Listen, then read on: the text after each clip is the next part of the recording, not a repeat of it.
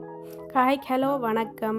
Welcome back to my channel. இன்றைக்கி நாங்கள் இந்த வீடியோவில் என்ன பார்க்க போகிறோம்னு சொன்னால் பல்லாரியை வச்சு வர செய்கிறது எப்படின்னு சொல்லி பார்க்க போகிறோம்.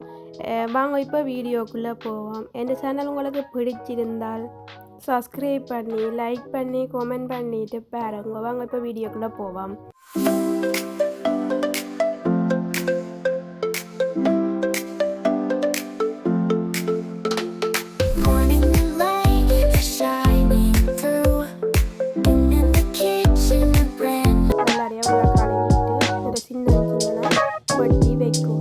வச்சுட்டு பிறகு ஒரு சட்டியை வச்சுட்டு கொஞ்சம் எண்ணெயை ஊற்றி எண்ணெய் நல்லா கொதித்து வந்தோடனே வெங்காயத்தை நாங்கள் நல்லா சின்ன வெங்காயம் பச்சை மிளகாயும் சின்ன வட்டி அதை போட்டு நல்லா பொன்னிறமாக வரும் வரையும்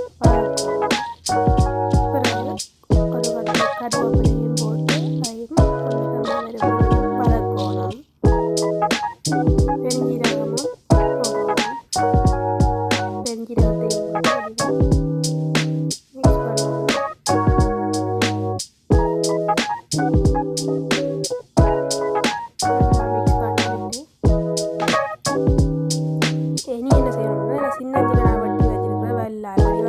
முதல்ல எல்லாம் படியும் கழுவிட்டு வட்டி வச்சுருக்கேன். அந்த வட்டி வச்சிருக்கிற வெள்ளாரையும் கொஞ்சம் கொஞ்சமாக போடணும்.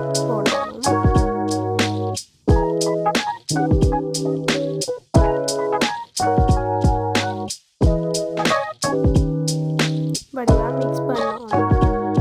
வடிவாக வந்து கொஞ்சம் நேரம் அப்படியே இந்த வெள்ளாரையும் போட்டு அப்படியே வரணும். நாங்கள் நெய்யும் விடலாம். நெய்யும் விட்டால் அந்த கடிக்கிற தண்ணீர் அது வழி இருக்காது.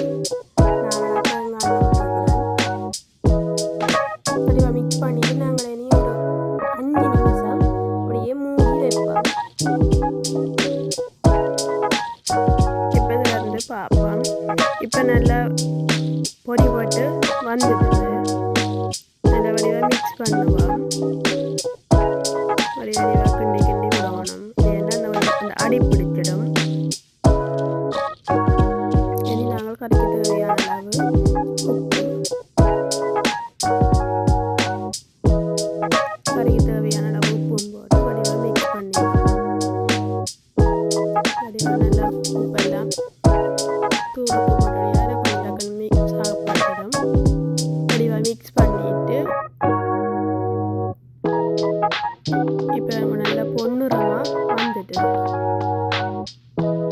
வெள்ளாரை நல்லா பொறி போட்டு அந்த பச்சை வாசனை எல்லாம் போய் நல்ல வடிவாக பொறி போட்டுது. நாங்கள் இதுக்கு தேங்காய் பூ போடுவோம். நம்ம வந்து பக்கெட் தேங்காய் பூ போடுவேன். இதுக்கு தேங்காய் திருவி போடுற தேங்காய் பூ போட்டால் இன்னும் நல்ல டேஸ்ட்டாக இருக்கும். என்னோட இல்லாதபடியாக நான் பக்கெட் தேங்காய் பூ தான் போட்டுருக்குறேன்.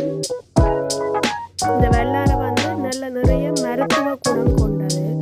சின்னாக்கள்லேருந்து பெரியாக்கள் வரையும் இது சாப்பிடலாம். ஞாபக சக்திக்கு நல்லதொரு மருந்து தான் வெள்ளாரை.